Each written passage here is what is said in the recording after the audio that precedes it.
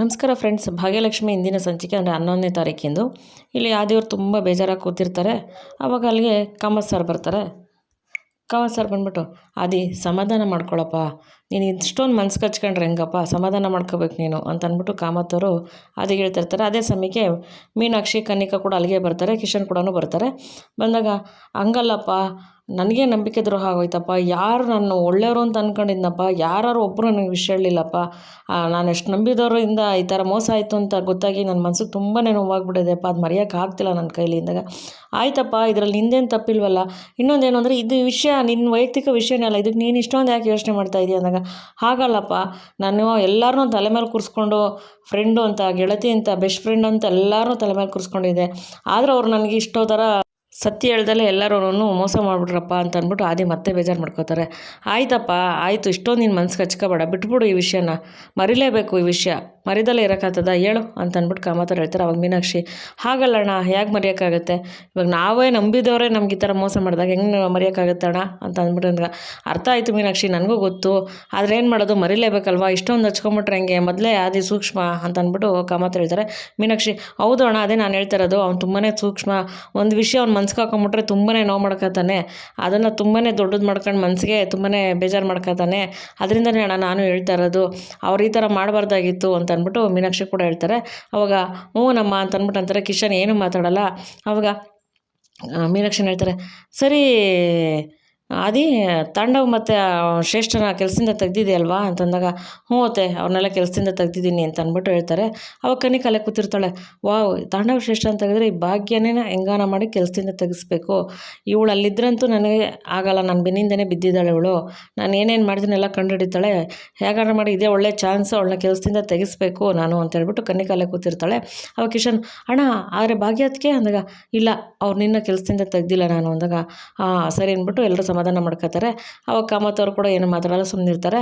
ಅಷ್ಟರಲ್ಲಿ Kanika, bro ಅದ್ಯಾಗಾಗತ್ತೆ bro, ಇವಾಗ ತಾಂಡವ್ ಶ್ರೇಷ್ಠನ ತೆಗ್ದಿದ್ದೆ ಅಂದಮೇಲೆ ನೀನು ಭಾಗ್ಯನೂ ತೆಗಿರ್ಬೇಕಲ್ವಾ, ಇವಾಗ ಇನ್ಫ್ಯಾಕ್ಟು ತಾಂಡವ್ ಶ್ರೇಷ್ಠಗಿನ್ನ ಹೆಚ್ಚಿಗೆ ತಪ್ಪು ಭಾಗ್ಯಂದೇ ಆಗಿರೋದು, ಯಾಕೆಂದರೆ ಅವಳು ನಿನ್ನ ತೊಟ್ಟಿಲು ಚಾರಿಟೇಬಲ್ ಟ್ರಸ್ಟಲ್ಲಿ ನೀನು MD ಮಾಡಿದ್ಯಾ, ಅಷ್ಟು ಒಳ್ಳೆ ಜಾಗ ಒಳ್ಳೆ ಪೋಸ್ಟ್ ಕೊಟ್ಟಾಗ ನೀನು ಅಷ್ಟು ನಂಬಿಕೆ ಇಟ್ಟಿದಾಗ ಅವಳು ನಿನ್ಗೆ ಹೇಳಬೇಕಿತ್ತು, ಇನ್ನು ಹೇಳ್ಬೇಕಂದ್ರೆ ಇದು ಎಲ್ಲರಿಗಿಂತ ಜಾಸ್ತಿ ತಪ್ಪು ಅವಳೇ ಮಾಡಿರೋದು, ಎಲ್ಲರಿಗಿಂತ ಜಾಸ್ತಿ ಶಿಕ್ಷೆ ಅವಳಿಗೆ ಕೊಡಬೇಕು ನೀನು, ಅದನ್ನು ಬಿಟ್ಬಿಟ್ಟು ಅವಳನ್ನ ಕೆಲಸ ಇಟ್ಕೊಂಡು ತಾಂಡವ್ ಶ್ರೇಷ್ಠ ಕೆಲಸದಿಂದ ತೆಗೆದ್ರೆ ಹೇಗೆ ಬ್ರೋ, ನೀನೇ ಯೋಚನೆ ಮಾಡು, ಮೊದಲೇ ಎಲ್ಲ ನಿಮ್ಮ ಬಗ್ಗೆ ಅದು ಯಾವುದೋ ನೀನು ಭಾಗ್ಯ ಕಾರಲ್ಲಿ ಇದ್ದಿದ್ದೆಲ್ಲ ಬಂದಿದೆ, ಮತ್ತು ಇವಾಗ ಅದು ರೂಮರ್ಸ್ ದೊಡ್ಡದಾಗತ್ತೆ, ಇಲ್ಲ ತಾಂಡವ್ ಶ್ರೇಷ್ಠನ ಕೆಲಸದಿಂದ ತೆಗೆದು ಭಾಗ್ಯನ ಮಾತ್ರ ಕೆಲಸದಲ್ಲಿ ಇಟ್ಕೊಂಡಿದ್ದಾರೆ, ಮೊದಲೇ ನಿನಗೂ ಭಾಗ್ಯಂಗೆ ಅಫೇರ್ ಇದೆ ಅಂತ ಎಲ್ಲರೂ ಮಾತಾಡ್ತಿದ್ದಾರೆ, ಇವಾಗ ಇದೇ ಸಿಕ್ಕಿದೊಂದು ಚಾನ್ಸ್ ಅಂತ ಹೇಳ್ಬಿಟ್ಟು ಎಲ್ಲರೂ ನಿನ್ನ ಭಾಗ್ಯನ ಬಗ್ಗೆನೇ ಮಾತಾಡ್ತಾರೆ, ಹೌದು ನಿಜನೇ ಅಫೇರ್ ಇರೋದು, ಅದರಿಂದ ಭಾಗ್ಯನ ಮಾತ್ರ ಕೆಲಸದಿಂದ ತೆಗ್ದಿಲ್ಲ, ತಾಂಡವ್ ಶ್ರೇಷ್ಠನ ತೆಗ್ದಿದ್ದಾರೆ, ಭಾಗ್ಯನ ಹಾಗೆ MD ಪೋಸ್ಟಲ್ಲಿ ಉಳಿಸ್ಕೊಂಡಿದ್ದಾರೆ ಅಂತ ನಿನ್ನ ಬಗ್ಗೆನೇ ಅಫೇರ್, ಭಾಗ್ಯ ನಿನ್ನ ಬಗ್ಗೆನೇ ಅಫೇರ್ ಬರುತ್ತೆ,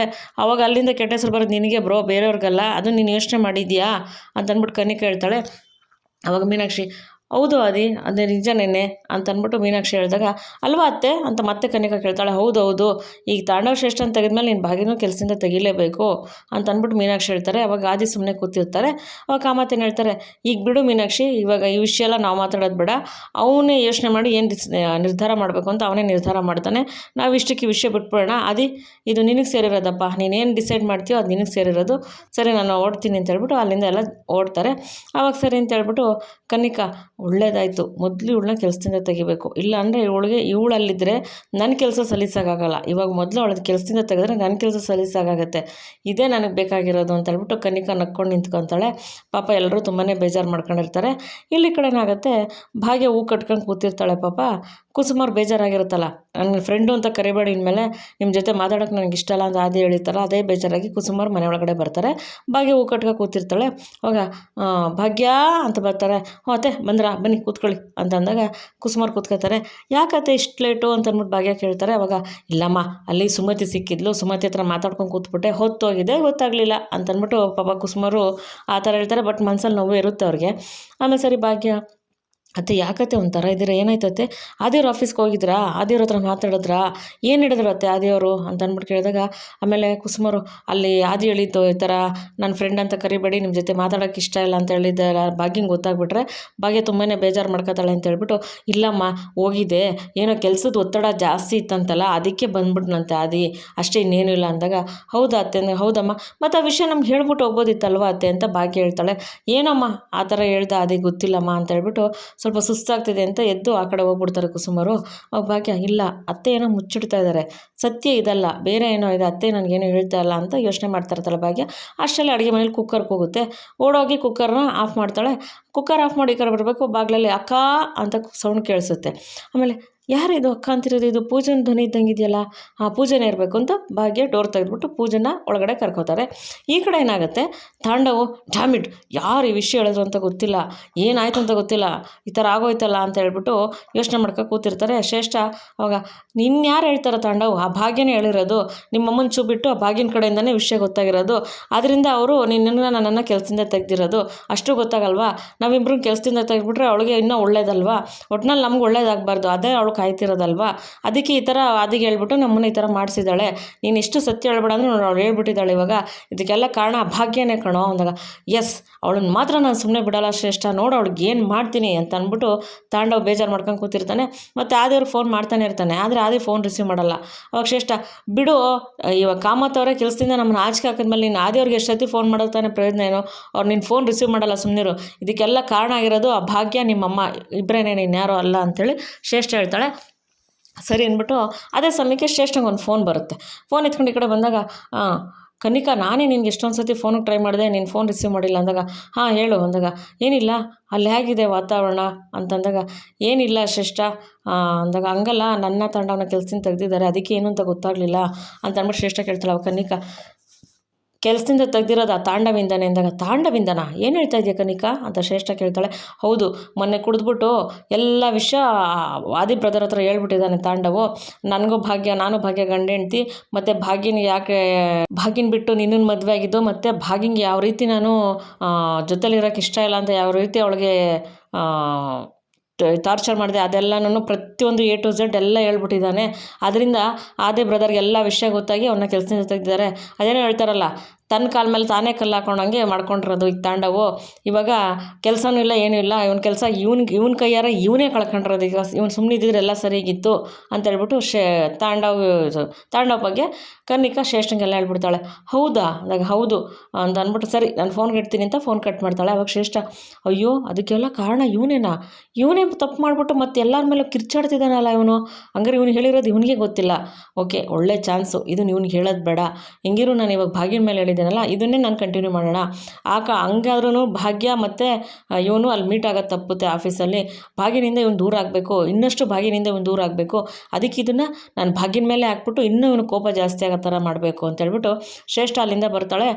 ತಾಂಡವ್ ನಿಂತಿರ್ತಾನೆ. ಅವಾಗ ತಾಂಡವ್ ಶ್ರೇಷ್ಠಗ ಇದು ಕನಿಕಾ ಕಾಲ್ ಮಾಡಿದ್ಲು ಅಂತ ಅಂದ್ಬಿಟ್ಟು ಹೇಳ್ತಾ, ಕನಿಕಾನ ಯಾಕೆ ಅಂದಾಗ, ಏನಿಲ್ಲ ತಾಂಡವ್, ಇಷ್ಟೆಲ್ಲ ಆಗೋ ಕಾರಣ ನಿಮ್ಮ ಆದಿ ಬ್ರದರ್ಗೆ ಎಲ್ಲ ವಿಷಯ ಹೇಳಿರೋದು ಆ ಭಾಗ್ಯನೇ ಅಂತ ಅಂದ್ಬಿಟ್ಟು ಶ್ರೇಷ್ಠ ಹೇಳ್ತಾಳೆ.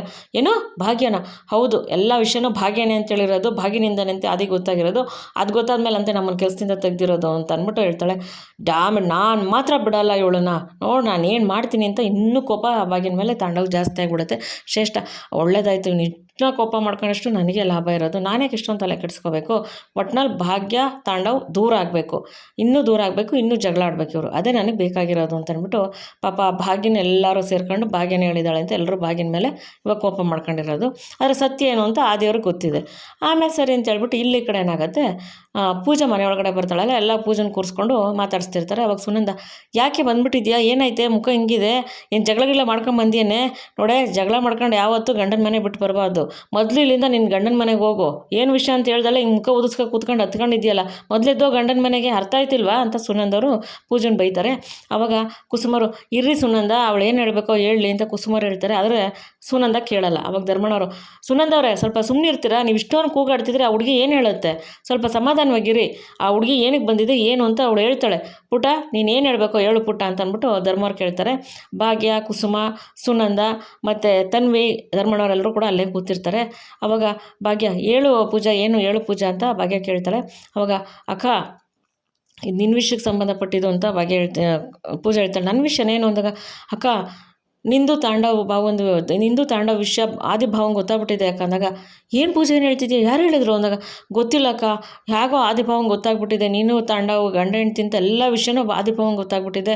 ಅವ್ರು ತುಂಬಾ ಕೋಪ ಮಾಡ್ಕೊಂಡಿದ್ದಾರೆ, ಎಲ್ಲ ವಿಷಯ ಗೊತ್ತಿದ್ದು ನನಗೆ ಯಾರು ಹೇಳಲಿಲ್ಲ ಅಂತ ಎಲ್ಲರ ಮೇಲೂ ಕೋಪ ಮಾಡ್ಕೊಂಡಿದ್ದಾರೆ, ನನ್ನ ಮೇಲೂ ಕೋಪ ಮಾಡ್ಕೊಂಡಿದ್ದಾರೆ ಅಂತ ಅಂದಾಗ, ಹೌದಾ ಅಂದಾಗ, ಹೌದು ಅಕ್ಕ, ಆದಿಭಾವ ತುಂಬಾ ಮನ್ಸಿಗೆ ನೋವು ಮಾಡ್ಕೊಂಬಿಟ್ಟಿದ್ದಾರೆ ಅಂತ ಅಂದ್ಬಿಟ್ಟು ಭಾಗ್ಯ ಹೇಳ್ತಾಳೆ. ಆಮೇಲೆ ಆ ಭಾಗ್ಯಂಗೆ ಪೂಜೆ ಹೇಳ್ತಾಳೆ. ಅವಾಗ ಆ ಕನಿಕಂಗೆ ಇದೇ ಚಾನ್ಸ್ ಅಕ್ಕ, ನನಗೆ ಹೆಂಗೆ ಮಾತಾಡ್ತಿದ್ದಾಳೆ ಗೊತ್ತಾಕ ಕನಿಕಾ ಅಂತ ಅಂದ್ಬಿಟ್ಟು. ಆಮೇಲೆ ಕಿಶನ್ ಕೂಡ ತುಂಬಾ ಕೋಪ ಮಾಡ್ಕೊಂಡಿದ್ದಾರೆ ಅಕ್ಕ ನನ್ನ ಮೇಲೆ ಅಂತ ಅಂದ್ಬಿಟ್ಟು ಕಿಶನ್ ಏನೇನು ಹೇಳ್ದೆ ಅಂದ್ಬಿಟ್ಟು ಪೂಜಾ ಅಲ್ಲಿ ವಿವರಣೆ ಕೊಡ್ತಾಳೆ. ಕಿಶನು, ನೋಡ್ದಾ ನಾನೇನಾಯಿತು ಅಂತ ನಿನ್ಗೆ ಹೇಳ್ದೆ ತಾನೇ ಪೂಜಾ, ನಾನು ಅವತ್ತೇ ಹೇಳ್ಬಿಡೋಣ ಆದಿ ಅಣ್ಣಂಗೆ ಅಂದರೆ ನೀವು ಯಾರೂ ಕೇಳಿಲ್ಲ, ನನ್ನನ್ನು ಸಮಾಧಾನ ಮಾಡಿಬಿಟ್ರಿ ಅಂತ ಅಂದ್ಬಿಟ್ಟು ಕಿಶನ್ ಹೇಳ್ತಾನೆ. ಅವಾಗ ಪೂಜಾ, ಅಯ್ಯೋ ಇಷ್ಟೊಂದೆಲ್ಲ ಆಗುತ್ತೆ ಅಂತ ನನಗೇನು ಗೊತ್ತು ಕಿಶನ್ ಅಂತ ಅಂದ್ಬಿಟ್ಟು ಪೂಜೆ ಹೇಳ್ತಾಳೆ. ಮೊದಲೇ ಆದಿ ಅಣ್ಣನ ಮನಸ್ಸು ತುಂಬ ಸೂಕ್ಷ್ಮ, ಬರೀ ನೋವು ಮೇಲೆ ನೋಡೇ ನೋವೇ ಜಾಸ್ತಿ ನಮ್ಮ ಆದಿ ಅಣ್ಣಂಗೆ ಆಗ್ತಾ ಇರೋದು. ಇವಾಗ ಈ ನೋವು ಮರೆಯೋಕ್ಕೆ ಅವ್ನು ಎಷ್ಟು ದಿವಸ ತಗೋತಾನೋ, ತಿಂಗಳು ತಗೋತಾನೋ, ವರ್ಷನೇ ತಗೋತಾನೋ ಗೊತ್ತಿಲ್ಲ, ತುಂಬಾ ಮನ್ಸಿಗೆ ನೋವು ಮಾಡ್ಕೊಂಡಿದ್ದಾನೆ, ನಿನ್ನಿಂದನೇ ಆಗಿದ್ದು. ಇವಾಗ ನಾನು ಈ ವಿಷಯ ಹೇಳ್ಬಿಟ್ಟಿದ್ದೀರಿ ಇವತ್ತೆಲ್ಲ ಕ್ಲಿಯರ್ ಆಗ್ತಿತ್ತು, ನನ್ನೂ ಹೇಳೋಕ್ಕೆ ಬಿಡಲಿಲ್ಲ ನೀವು ಯಾರೂ, ಎಲ್ಲರೂ ನಂಬಿದ್ದ ಅಣ್ಣ, ಇವಾಗ ನನ್ನೂ ನಂಬಿದ್ದ, ಇವಾಗ ನನ್ನಿಂದನೂ ವಿಷಯ ಗೊತ್ತಾಗಿಲ್ಲ ಅಂತ ನನ್ನ ಮೇಲೂ ತುಂಬಾ ಕೋಪ ಮಾಡ್ಕೊಂಡಿದ್ದಾನೆ. ಇವಾಗ ನಾನು ಅಣ್ಣಂಗೆ ಹೆಂಗೆ ಮುಖ ತೋರಿಸ್ಲಿ, ನಾನು ಅಣ್ಣಂಗೆ ಮುಖ ತೋರಿಸ್ಬೇಕಾದ್ರೆ ನನಗೆ ಒಂಥರ ಬೇಜಾರಾಗ್ತಾ ಇದೆ, ಯಾವ ರೀತಿ ನಾನು ಅಣ್ಣಂಗೆ ಹೋಗಿ ಮುಖ ತೋರಿಸ್ಲಿ. ಕಿಶನ್ಗೂ ವಿಷಯ ಗೊತ್ತಿದ್ದು ಕಿಶನ್ ಹೇಳಿಲ್ಲ ಅಂತ ನನ್ನ ಮೇಲೂ ಅಣ್ಣ ಕೋಪ ಮಾಡ್ಕೊಂಡಿದ್ದಾನೆ, ನಿನ್ಗೆ ಅಷ್ಟು ಗೊತ್ತಾಗಲಿಲ್ಲ ನಿನಗೆ, ನಾನು ಅವತ್ತು ಹೇಳ್ಬಿಡ್ಬೇಕಾಗಿತ್ತು, ಅದಕ್ಕೆ ಹೇಳೋದು ಹೆಂಡ್ತಿ ಮಾತು ಯಾವತ್ತೂ ಗಂಡ ಕೇಳಬಾರ್ದು ಅಂತ, ಕೇಳೋರು ಇದೇ ಪರಿಸ್ಥಿತಿ ಆಗೋದು ಅಂದಾಗ ಪೂಜಾ ಏನೋ ಹೇಳೋಕ್ಕೆ ಬರ್ತಾಳೆ. ಸಾಕು ಪೂಜಾ, ನೀನೇನು ಹೇಳೋಕ್ಕೆ ಬರಬೇಡ, ನಾನು ನಿಜವಾಗ್ಲೂ ನಿನ್ನ ಹತ್ರ ಮಾತಾಡೋಕ್ಕೂ ಇಷ್ಟ ಇಲ್ಲ ಅಂತ ಕಿಶನ್ ಅಲ್ಲಿಂದ ಕೋಪ ಮಾಡ್ಕೊಂಡು ಹೊಂಟೋಗ್ತಾನೆ ಪೂಜನ ಮೇಲೆ. ಆವಾಗ ಕನ್ನಿಕ ಅಲ್ಲೇ ಎಲ್ಲ ಕೇಳಿಸ್ಕೊಂಡು ನಿಂತಿರ್ತಾಳೆ. ನಿಂತ್ಕೊಂಡು ಬರ್ತಾಳೆ. ವಾವ್ ಪೂಜಾ, ಯಾಕೆ ಪೂಜಾ ಅಳ್ತಾ ಇದೆಯಾ, ಅಯ್ಯೋ ಟಿಶ್ಯೂ ಎಲ್ಲಿದೆ, ತಗೋ ಟಿಶ್ಯೂ ತಗೋ ಒರೆಸ್ಕೋ, ಏನೋ ಕರ್ಮ ರಿಟರ್ನ್ಸ್ ಅಂದೆ ಅಲ್ವಾ, ಈ ಕರ್ಮ ನಿನಗೆ ರಿಟರ್ನ್ಸ್ ಇವತ್ತು. ಅಕ್ಕ ತಂಗಿ ಇಬ್ಬರು ಸೇರ್ಕೊಂಡು ಏನೇನು ಮಾತಾಡಿದ್ರ ನನಗೆ ನೀವು ಇವತ್ತು ಗೊತ್ತಾಯ್ತಾ. ನೋಡು, ನಮ್ಮಪ್ಪ ನಿನ್ನನ್ನು ಮದುವೆ ಮಾಡ್ಕೊಂಡು ಬಂದರು, ನಿಮ್ಮ ಅಕ್ಕನ ಅಷ್ಟೊಂದು ರೆಸ್ಪೆಕ್ಟ್ ಕೊಟ್ಟಿದ್ರು, ಇವತ್ತು ನಮ್ಮ ಅಪ್ಪನೇ ನಿನಗೆ ಚೆನ್ನಾಗಿ ಬೈದರು ಆಯಿತಾ. ಆಮೇಲೆ ಕಿಶನ್ನು, ನೀನು ಲವ್ ಮಾಡ್ಕೊಂಡು ಕರ್ಕೊಂಬಂದಿದ್ದು ಕಿಶನ್ನು, ಅವನೇ ನಿನ್ನನ್ನು ಚೆನ್ನಾಗಿ ಬೈದ ಆಯಿತಾ. ನೋಡು ಇವಾಗ ನಿನ್ನ ಸ್ಥಾನ ಎಲ್ಲಿದೆ ಅಂತ, ಮೊದಲೆಲ್ಲಿದ್ದ ಇವಾಗ ಅಲ್ಲಿಗೆ ಬಂದಿದೆಯಾ. ನೀನು ಏನೇ ಹತ್ತಿದ್ದೀನಿ ಅಂತ ತಿಳ್ಕೊಂಡೆ, ಅಲ್ಲ ನೀನು ಏನೇ ಹತ್ತಿಲ್ಲ, ಬರೀ ಮೆಟ್ಲು ಮಾತ್ರ ಹತ್ತಿದ್ದು, ಅರ್ಥ ಆಯ್ತಾ. ಇವಾಗ ಮೊದಲೆಲ್ಲಿದ್ದೋ ಅದೇ ಜಾಗಕ್ಕೆ ಇಲ್ಲಿ ಬಂದು ನಿಂತಿದೆಯಾ. ಈ ಕನ್ನಿಕ ಏನು ಅಂತ ಗೊತ್ತಾಯ್ತಾ ಇವಾಗ ನಿನಗೆ ಅಂತ ಹೇಳ್ಬಿಟ್ಟು ಅಲ್ಲಿಂದ ಹೊಟ್ಬಿಡ್ತಾಳೆ. ಪೂಜಾ ಅಳ್ತಾನೆ ಇರ್ತಾಳೆ. ಅಲ್ಲಿ ನಡೆದಿರೋ ವಿವರಣೆ ಕೂಡ ಇಲ್ಲಿ ಭಾಗ್ಯ ಮತ್ತು ಕುಸುಮ ಸುನಂದ ಅವ್ರ ಹತ್ರ, ಧರ್ಮಣ್ಣವ್ರ ಹತ್ರ ಪೂಜೆ ಹೇಳ್ತಾಳೆ. ಆವಾಗ ಭಾಗ್ಯ, ಸಮಾಧಾನ ಮಾಡ್ಕೋ ಪೂಜಾ, ಏನಿಲ್ಲ ಎಲ್ಲ ಸರಿ ಹೋಗುತ್ತೆ, ಸಮಾಧಾನ ಮಾಡ್ಕೋ ಪೂಜಾ ಅಂತ ಎಲ್ಲ ಸಮಾಧಾನ ಮಾಡ್ತಿರ್ತಾರೆ. ಇಲ್ಲ ಅಕ್ಕ, ಆದಿಭಾವ ತುಂಬಾ ಮನ್ಸಿಗೆ ನೋವು ಮಾಡ್ಕೊಂಬಿಟ್ಟಿದ್ದಾರೆ, ಏನು ಮಾಡೋದು ಅಂತ ಗೊತ್ತಾಗ್ತಿಲ್ಲ ಅಕ್ಕ, ನನಗೂ ತುಂಬಾ ಬೇಜಾರಾಗ್ತಿದೆ ಅಂತ ಕುಸುಮ ಅವ್ರ ಹತ್ರ ಪೂಜಾ ಮತ್ತು ಕುಸುಮ ಮತ್ತು ಭಾಗ್ಯರ ಹತ್ರ ಪೂಜೆ ಹೇಳ್ಕೊಂಡು ಅಳ್ತಾ ಇರ್ತಾಳೆ. ಸ್ನೇಹಿತರೆ, ಇವತ್ತಿನ ಸಂಚಿಕೆಯಲ್ಲಿ ಮುಗಿಯುತ್ತೆ. ಮುಂದಿನ ಸಂಚಿಕೆಯಲ್ಲಿ ಏನಾಗುತ್ತೆ ಅಂತ ನಿಮ್ಗೆ ತಿಳಿಸ್ಕೊಡ್ತೀನಿ. ಈ ಸಂಚಿಕೆ ಇಷ್ಟ ಆಗಿದ್ರೆ ದಯವಿಟ್ಟು ಒಂದು ಲೈಕ್ ಮಾಡಿ, ಶೇರ್ ಮಾಡಿ, ಸಬ್ಸ್ಕ್ರೈಬ್ ಮಾಡ್ಕೊಳ್ಳಿ ಪ್ಲೀಸ್. ವಿಡಿಯೋ ನೋಡಿ ಸಪೋರ್ಟ್ ಮಾಡಿ ಅಂತ ಕೇಳ್ಕೊತೀನಿ. ಯಾರ್ಯಾರು ವಿಡಿಯೋ ನೋಡಿದರೆ ಸಪೋರ್ಟ್ ಮಾಡಿದಾಗ ತುಂಬ ತುಂಬ ಧನ್ಯವಾದಗಳು ಸ್ನೇಹಿತರೆ. ಮೊದಲನೇ ಸತಿ ನೋಡೋರು ದಯವಿಟ್ಟು ಸಬ್ಸ್ಕ್ರೈಬ್ ಮಾಡ್ಕೊಳ್ಳಿ ಪ್ಲೀಸ್ ಅಂತ ಕೇಳ್ಕೊತೀನಿ. ಪ್ರತಿ ವಿಡಿಯೋದಲ್ಲೂ ಸಬ್ಸ್ಕ್ರೈಬ್ ಮಾಡ್ಕೊಳ್ಳಿ ಅಂತ ರಿಕ್ವೆಸ್ಟ್ ಮಾಡ್ತಾಯಿದ್ದೀನಿ. ನಿಮ್ಮದು ಸಬ್ಸ್ಕ್ರಿಪ್ಷನಿಂದ ನಮಗೂ ತುಂಬಾ ಹೆಲ್ಪ್ ಆಗುತ್ತೆ. ದಯವಿಟ್ಟು ಹೊಸದಾಗಿ ನೋಡ್ತಿರೋರು ಸಬ್ಸ್ಕ್ರೈಬ್ ಮಾಡ್ಕೊಳ್ಳಿ ಅಂತ ಕೇಳ್ಕೊತೀನಿ. ತಮ್ಮ ಅನಿಸಿಕೆ ಅಭಿಪ್ರಾಯ ಏನಿದ್ರು ಕೂಡ ಕಮೆಂಟ್ ಮಾಡಿ ತಿಳಿಸಿ. ವಿಡಿಯೋ ನೋಡಿದ್ದಕ್ಕೆ ಮತ್ತೊಮ್ಮೆ ಧನ್ಯವಾದಗಳು ಸ್ನೇಹಿತರೆ. Thank you for watching.